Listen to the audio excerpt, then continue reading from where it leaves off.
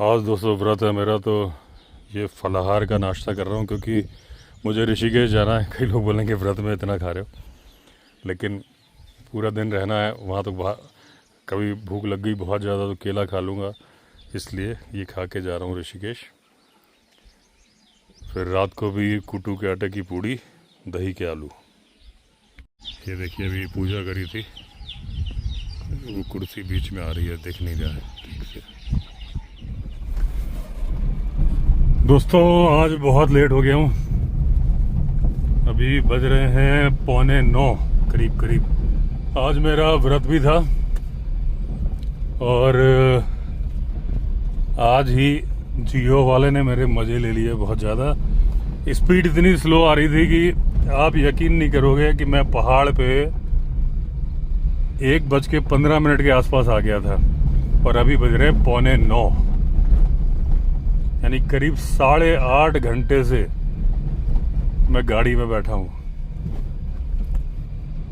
केले खाए आसपास जो दुकानें थी और 2 चाय पी, 4 केले खाए, लेकिन 6 फुट 2 इंच का शरीर इतने चलता नहीं है।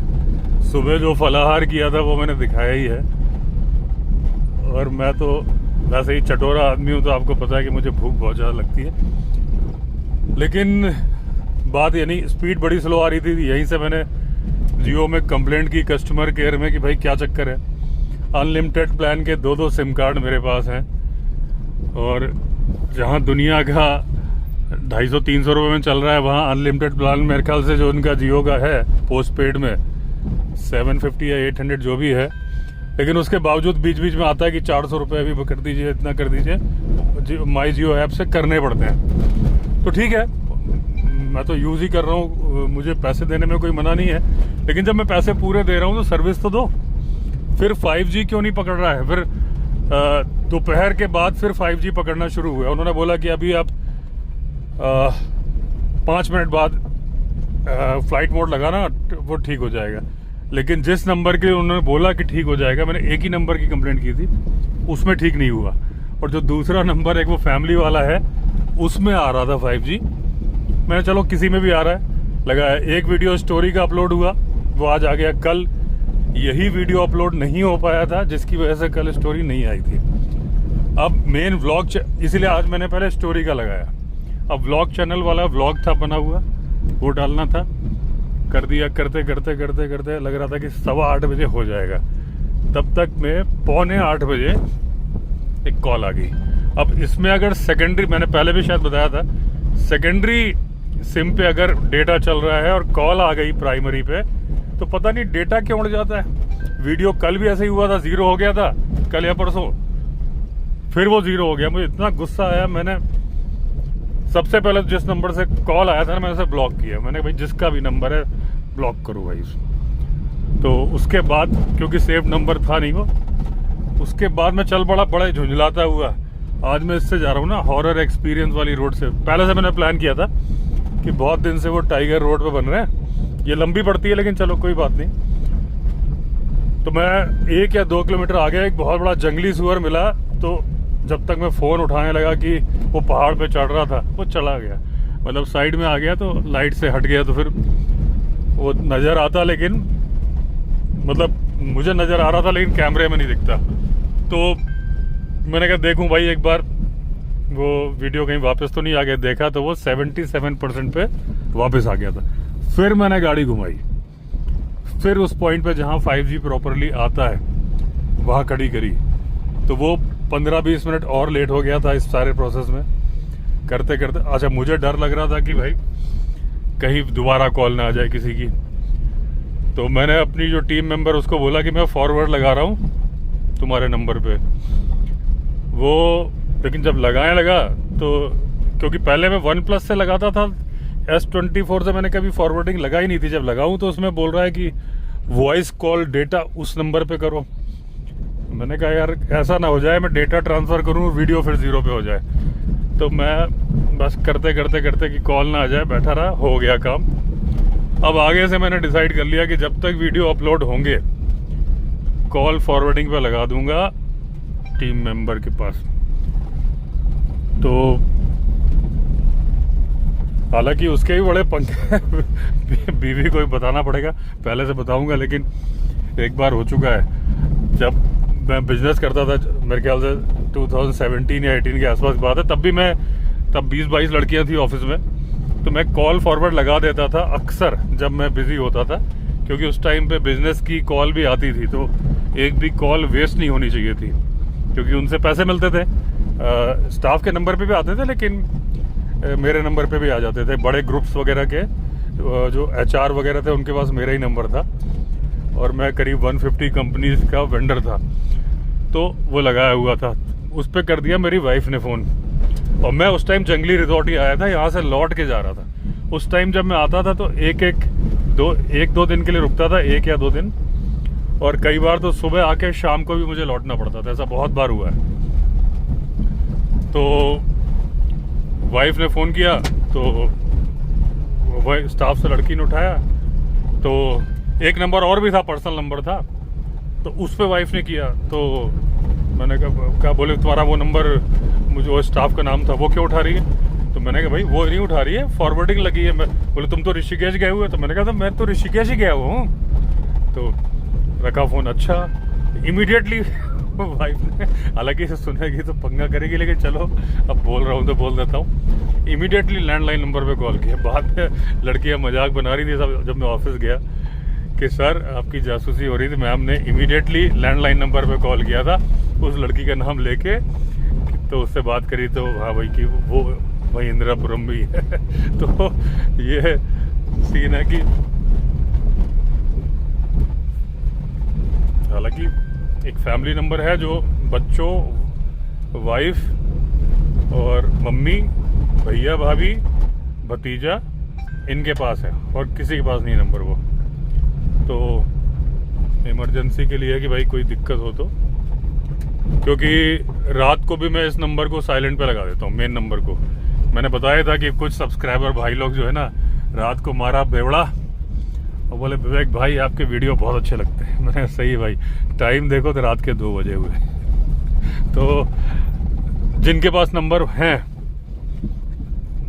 मतलब जिनके पास नंबर है नहीं, नंबर है, तो वो साइलेंट पे रहता है, तो कोई इमरजेंसी हो, कोई प्रॉब्लम हो। लेकिन चलो जब काम हो गया, अंत भला तो सब भला। जब फाइनली वो वीडियो प्रोसेसिंग पे चला गया ना, मैंने कहा वेरी गुड यार, क्योंकि जब आप इतनी बड़ी बात नहीं थी कि वीडियो एक दिन नहीं आता, लेकिन जब आपने उसके लिए डेस्परेटली इतना काम किया, आप सोचो आज मेरे लाइफ का रिकॉर्ड बन गया। एक बार मैं 6 घंटे बैठा था। आप इमेजिन करो कि आप दिल्ली से ऋषिकेश आ जाओ और वापस लौट के चले जाओ, उतनी देर तक मैं एक ही जगह गाड़ी में बैठा हूँ। तो मतलब स्टार लिंक का अगर इंडिया के अंदर सबसे ज़्यादा इंतजार कोई कर रहा है ना, तो वो मैं। वो भी पता नहीं क्या उसके प्राइस क्या रखेंगे वो, क्योंकि अभी जो एक वो लगाने का होता है ना, डिश एंटीना लगा के जो वाईफाई का, वो लगा तो रहे हैं, लेकिन उसके पैसे मांग रहे हैं 22,000 पर मंथ। तो वो तो बहुत ज़्यादा है ना भाई। इतने तो रूम भी नहीं कि पता चला कि होटल के हिसाब से भी हो गया। अगर रेगुलर रूम लगे हो तो आप कर लो। 22,000 महीना तो बहुत ज़्यादा होता है, इसलिए नहीं लगवाया मैंने। और अभी तक तो काम बढ़िया चल रहा था। पता नहीं ये सिग्नल का क्या हुआ है। और जब ऐसा भी नहीं सिग्नल का इसमें नहीं दिखाता है, मतलब बता रहा हूँ ना कि जब एक ही जियो का कनेक्शन है, 2 सिम कार्ड हैं, उसमें से एक में 5G दिखा रहा है, एक में वो जो भी LTE+ लिख के आता है वो दिखा रहा है। दोनों की सेटिंग वेटिंग सब प्रॉपर चेक कर ली। मैं बैठे बैठे सारा काम कर रहा था। हालांकि मैं खाली वेला नहीं बैठा रहता, मेरे पास वाइल्ड लाइफ की अच्छी खासी लाइब्रेरी है, तो एक ना एक बुक लेके आता हूँ, पढ़ता रहता हूँ। तो इसलिए मुझे कोई अफसोस नहीं होता बैठने का, कि कुछ नया सीखने को ही मिलता है उस टाइम में। तो लेकिन ये क्या सिस्टम है समझ में नहीं आ रहा। मैंने YouTube खोल के इतने सारे वीडियो देखे कि क्या है 5G का, तो बेसिक उन्होंने तो वही कि 5G सेटिंग कर दीजिए, फिर ये कर दीजिए, वो कर दीजिए, वही बताया है। तो कस्टमर केयर में कॉल इसीलिए किया था कि भाई क्या प्रॉब्लम है, वहाँ से नहीं है। अब फ़ोन का तो प्रॉब्लम हो नहीं सकता, फ़ोन का स्पेस भी खाली है। ये भी नहीं कि स्पेस भरा कि कुछ, क्योंकि वीडियो अपलोड पे है तो मेमोरी का कोई प्रॉब्लम हो रहा हो, तो वो भी नहीं था। और अभी तक सब कुछ सही चल रहा था। पिछले 3-4 दिन से ऐसा होना शुरू हुआ है। 3-4 दिन भी क्या, जब मैं देहरादून गया तब से ही है। और ऐसा नहीं कि यहाँ पहाड़ पे, ऋषिकेश में भी ऐसा ही था। ऋषिकेश में उस दिन मैं लौटा देहरादून से, तो मैंने सोचा यहाँ थोड़ी देर बैठ के ट्राई कर लूँ, तो वहाँ भी वही वो कंडीशन LTE+ दिखा रहा है। और यहाँ तो फिर भी आप कितनी देर भी बैठ सकते हो, क्योंकि यहाँ हाथी नहीं मिलते। हालांकि रोड हॉरर रोड है और मैं अकेला हूँ। देखो आपको दिखाता हूँ।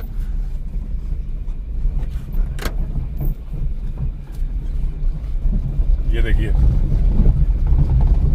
ये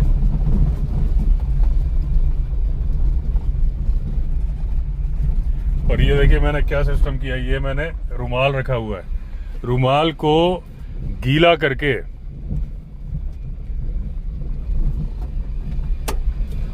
उस पे फोन रखा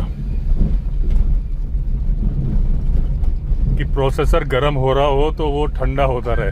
क्योंकि यहाँ पे AC चला के बैठो तो इतनी गर्मी यहाँ है नहीं, पहाड़ के ऊपर ना ठंड लग जाती है। और अभी भी थोड़ा गला बैठा ही सा है, हालांकि वो भूख की वजह से ही होगा ज़्यादा। थोड़ी देर AC चलाया था, फिर मैं बंद कर दिया था कि वो फिर लगने लगता है। अभी भी विंडो खोली हुई है मैंने। तो यहाँ पे ये एडवांटेज है कि भाई टाइगर, लेपर्ड मिल सकता है या थोड़ा बहुत हॉरर एक्सपीरियंस हो सकता है, लेकिन हाथी नहीं मिल सकता। नहीं मिल सकता मतलब 100% गारंटी तो मैंने आपको बताया कि जंगल में 100% गारंटी तो किसी बात की होती नहीं। 2+2 कभी भी 4 नहीं होता, क्योंकि पानी नहीं है इस साइड, इसलिए मैं बोलता हूँ कि हाथी नहीं आएगा। और कभी भी हाथी का गोबर मिला नहीं और कभी किसी ने बोला नहीं है कि यहाँ देखा। लेकिन प्रेम लाला के घर में हाथी कई बार आ चुका है। एक बार तो उनकी जान बच गई थी 2015 के आसपास। उनके बरामदे में आ गया था और बिल्कुल सूंड से बचे ही थे वो प्रेम लाला घर इसी तरफ है, जब आपने देखा होगा, मैंने कई बार दिखाया। तो वहाँ आया तो इधर आने में कोई देर नहीं लगनी उसको, तो मुश्किल से आधा किलोमीटर का है इस रोड का जो मुहाना है। तो वहाँ तो अभी रिसेंटली आया था, कुछ दिन पहले भी आया था। तो लेकिन हाथी को 150 लीटर पानी चाहिए पर डे, चलता बहुत ज़्यादा तेज नहीं है, तो इसलिए है। रात को ये हो सकता है कि वो पी के मतलब पानी पी के। हालांकि हाथी दारू भी पीता है। जो कच्ची शराब जंगल में बनाते हैं लोग, वो भट्टियां तोड़ देता है, आदमियों को भगा देता है और दारू पी जाता है। लेकिन हाथी को दारू पीने वालों से नफरत है। खुद पीता है लेकिन दूसरा पिए तो गड़बड़ है। अगर 4 आदमी खड़े हैं और एक आदमी दारू पिया है तो स्मेल, आपको पता है कि हाथी के सूंघने की शक्ति कितनी तेज होती है। तो वो सूंघ के पता लगा लेता है और उसके बाद उसको पटक देता है उठा के। तो अभी भी एक महावत को मार दिया। अभी न्यूज़ मुझे फॉरवर्ड की थी किसी ने, जगह का नाम मैं भूल गया हूँ। तो सेकंड महावत, मतलब 2, वो फॉरेस्ट डिपार्टमेंट का हाथी है और उसने जो सेकंड महावत था वो गया।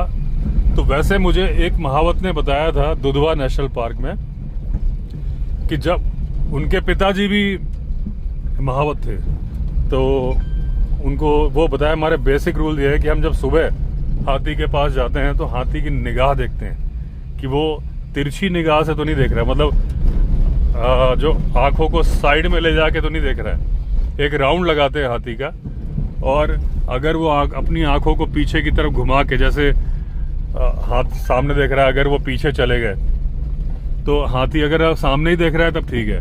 लेकिन अगर वो कनखियों से, यानी कि तिरछी निगाहों से भी देख रहा है, तो उसके पास फिर हम नहीं जाते बोले, क्योंकि वो गुस्सा है। रोज हम पहले हाथी की आंखें देखते हैं, अगर वो सेफ है तभी हम जाते हैं। तो उस महावत ने ये बात, या तो मतलब मैं तो जो सुनी हुई बात है बता रहा हूँ, कोई ऑथेंटिक है कि नहीं मालूम।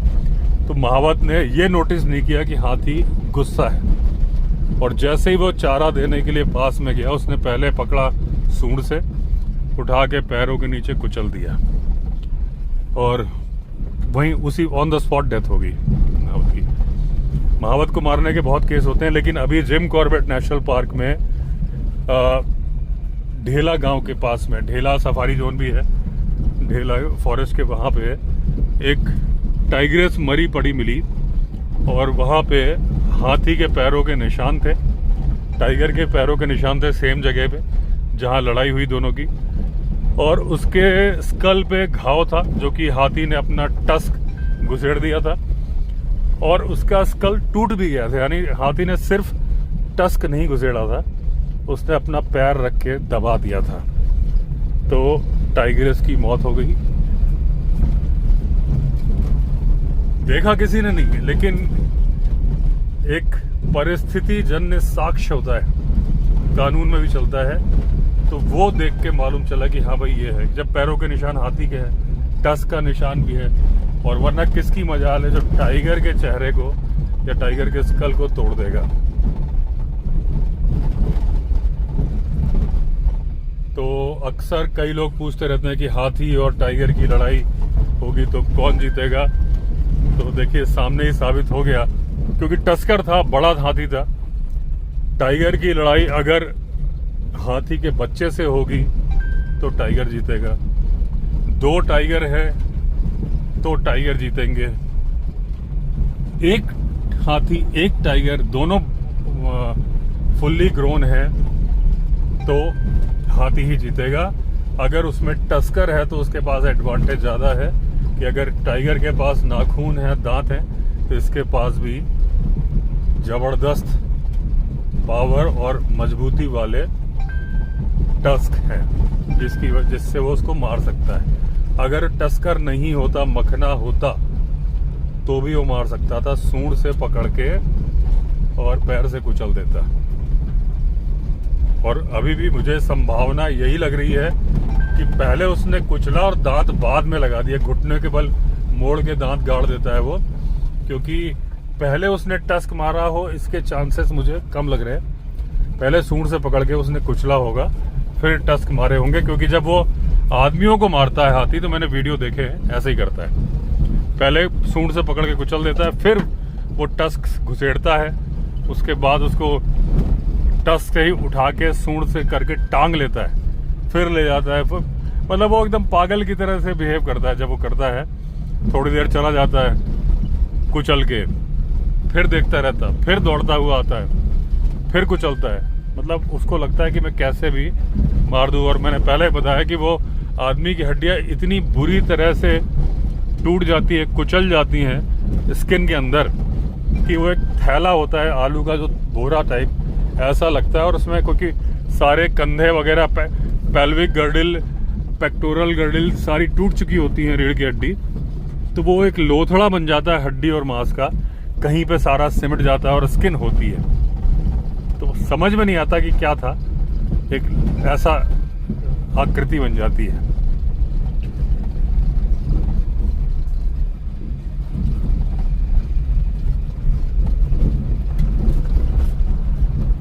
अभी जैसे बांधवगढ़ में हाथी पहुंच गए थे, मैंने बताया था कि वो वहीं पे रहने लगे, छत्तीसगढ़ से आए थे। ऐसे ही हिमाचल में उत्तराखंड से पौंटा साहिब के पास में हाथी आते थे, जाते थे, लौट जाते थे, लेकिन अब करीब 15 हाथी वहीं पे रहने लगे। मतलब वो आए थे, जा ही नहीं रहे, अब फसलों को नुकसान पहुंचा रहे हैं। हाथी तो होंगे तो नुकसान तो फसलों को पहुंचाएंगे ही। और जब हाथी दोस्तों किसी नई जगह पे पहुंचते हैं ना, तो उनका बिहेवियर चेंज हो जाता है। जैसे बांधवगढ़ में जब हाथी छत्तीसगढ़ से पहुंचे थे, तो एक लंबी प्रोसेस में पहुंचे, और जरूरी नहीं कि छत्तीसगढ़ के सफारी जोन से पहुंचे हो। तो जो सफारी व्हीकल थे उन्हें चेज बहुत करते थे। वो जैसे ही कोई जिप्सी दिखेगी उसे चेज करने लगते थे। अभी खबर आई थी कि अब वो थोड़ा सा हैबिचुअल होने लगे हैं, अब जिप्सी देख के चेज नहीं करते, क्योंकि कई साल हो गए। 2018 में आए थे, अभी 7 साल हो गए हैं। तो अब प्रोजेक्ट एलिफेंट को भी डेवलप करने की कोशिश हो रही है वहाँ पे। तो जैसे अभी तक हाथी मेनेस बन गए थे, खितौली और मगधी जोन में तो सफारी बंद करनी पड़ गई थी जब हाथी आए थे, क्योंकि हर गाड़ी के पीछे चेस कर रहे थे, खतरा बन गए थे, कई दिन तक सफारी बन रही थी। ऐसी ही कंडीशन अभी पौंटा साहब की है कि वहाँ पे भी जो हाथी पहुँचे हैं तो वो एक मेनेस है फिलहाल। लेकिन हिमाचल प्रदेश में अब कहने के लिए हो गया कि एक वाइल्ड लाइफ बढ़ गई, क्योंकि अगर आप देखोगे हिमाचल और उत्तराखंड दोनों पहाड़ी राज्य हैं, लेकिन अगर उत्तराखंड को देखोगे तो वाइल्ड लाइफ से भरपूर है। ऐसा कोई जानवर नहीं जो उत्तराखंड में ना हो। हिमाचल में टाइगर नहीं है, हिमाचल में हाथी नहीं थे। लेपर्ड उत्तराखंड में, आपको पता हो शायद, देश के सबसे ज्यादा लेपर्ड उत्तराखंड में है। हिमाचल में लेपर्ड बहुत कम है। जंगल तो देखिए हिमाचल में भी है, ऐसे तो हिमाचल में भी स्नो लेपर्ड भी है, स्पीति में, और उत्तराखंड में भी है, गंगोत्री नेशनल पार्क वगैरह सब जगह है। मुझे सन भूल गया, मैं एक बुक पढ़ रहा था, उसमें था कि पंजाब में ब्लैक बक्स, काले हिरण झुंड के झुंड भरे मिलते थे और बहुत ज्यादा होते थे। लेकिन जब शिकार बहुत किया गया, अच्छा शिकार क्या है देखिए, मैंने बताया था कि एक महाराज साहब थे, सरगुजा के थे कि कोरिया के थे, जिन्होंने 1100 टाइगर और 2000 लेपर्ड मारे थे। ऐसे ही अकबर के बारे में बताते हैं कि अकबर ने 3000 चीता पाले हुए थे, ट्रेंड चीता, जो कि नील गाय के, जो कि एंटीलोप के शिकार करने के लिए काम में आते थे।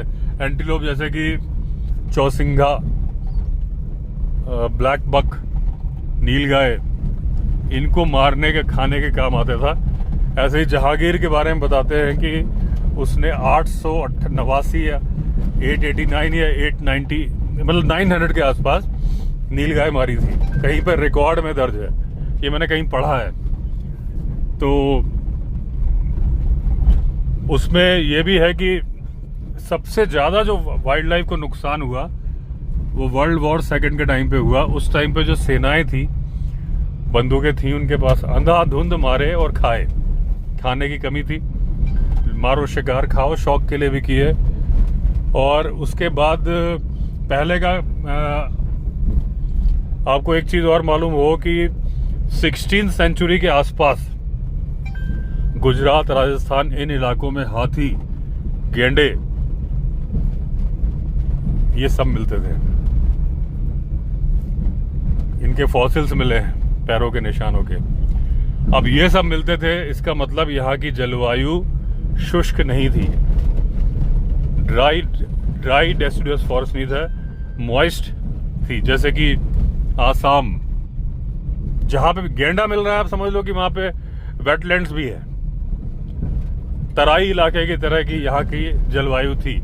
लेकिन अंधाधुंध पहले तो किया गया शिकार, जब शिकार किया गया तो जानवर मर गए।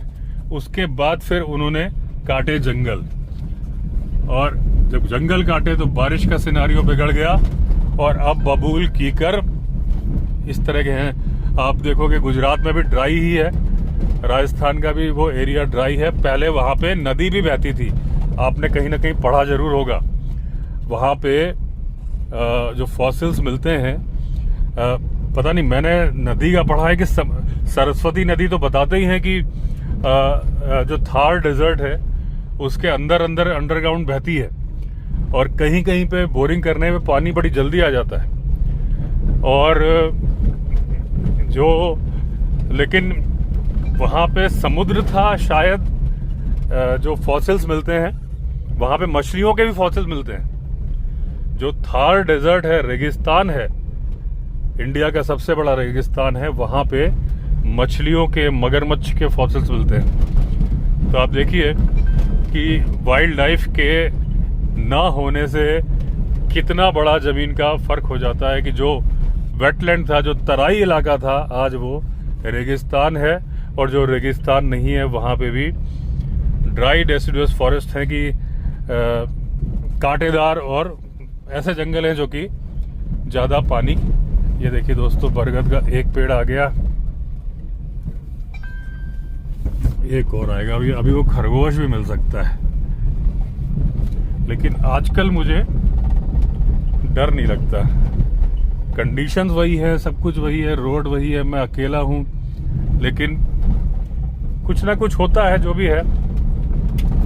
वरना यहीं पे चलते हुए, अभी वो दूसरा पेड़ आया नहीं है जहाँ वो बच्चे के चीखने की आवाज़ सुनाई दी थी, वो जगह अभी आई नहीं है। लेकिन ये जगह थी जहाँ मुझे खरगोश मिलता था, आज नहीं मिला, वो इस जगह मिल जाता था। तो दोस्तों, जो वाइल्ड लाइफ, मुझे ये बहुत अच्छा लगता है कि जब लोग बोलते हैं ना कि आप समझ लो कि इंस्टाग्राम पे इतने मैसेज आते हैं, हालांकि अभी इतने पेंडिंग मैसेज है कि पता नहीं मैं खोल पाऊंगा कि नहीं खोल पाऊंगा, लेकिन कभी कोई रिजॉर्ट में आते हैं वो भी यही बोलते हैं। अक्सर सारे बोलते हैं कि हम टीवी पे चलाते हैं, हमारी पूरी फैमिली देखती है, बच्चे भी हमारे वाइल्ड लाइफ की जानकारी रखने लगे हैं जितनी हम रख रहे हैं। तो बड़ा अच्छा लगता है। रीज़न ये है कि मैंने पहले बोला कि जिस टॉपिक में आपको इंटरेस्ट आ जाए, मैथ से आपको डर लगता है, लेकिन अगर आपको मैथ्स के फॉर्मूलेज समझ में आ जाए तो मैथ्स से बढ़िया सब्जेक्ट आपके लिए कोई नहीं होता। इसी तरह से अगर वाइल्ड लाइफ आपको समझ में आ गई तो आपको उससे प्यार हो जाएगा, और फिर वाइल्ड लाइफ को नुकसान आप पहुंचा दो या पहुंचाने दो, ये हो नहीं सकता। तो ये अवेयरनेस आ रही है, बहुत बढ़िया है। इसलिए मुझे YouTube का ये बहुत बढ़िया लगता है कि वाइल्ड लाइफ का शौक मुझे पहले से था, लेकिन गिने चुने 1 या 2, 5, 10 इतने लोगों से ज़्यादा मैं कभी किसी को कुछ ना डिस्कशन कर पाता था। और दूसरी बात मैंने कई बार बताया, लेकिन बता दूं कि अगर आपसे कोई मिलने आया है तो ज़बरदस्ती आप कोई ऐसी बात नहीं शुरू कर दोगे जब तक आपको लगेगा नहीं कि ये बंदा भी इंटरेस्ट रखता है या जानकारी रखता है। देखिए, ये वो वाला पेड़ है जो छरबत्ती वाला पेड़ सामने दिख रहा है। तो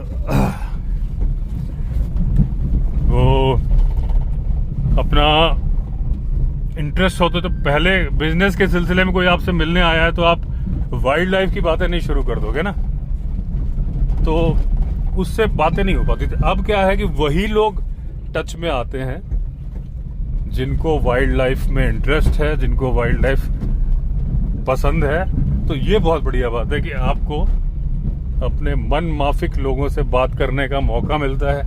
कुछ ये देखिए, अरे खरगोश यहाँ मिला, ओ भाई तू आज वहां क्यों नहीं मिला।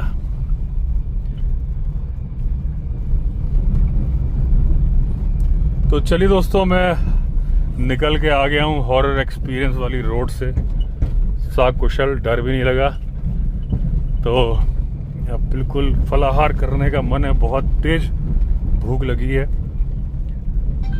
लेकिन अंत भला तो सब भला। वीडियो भी अपलोड हो गए, वीडियो बना भी दिया। तो चलिए, अगर आपने चैनल सब्सक्राइब नहीं किया तो चैनल सब्सक्राइब कर लीजिए। फिर मिलते हैं, तब तक के लिए all the best. Vande Mataram.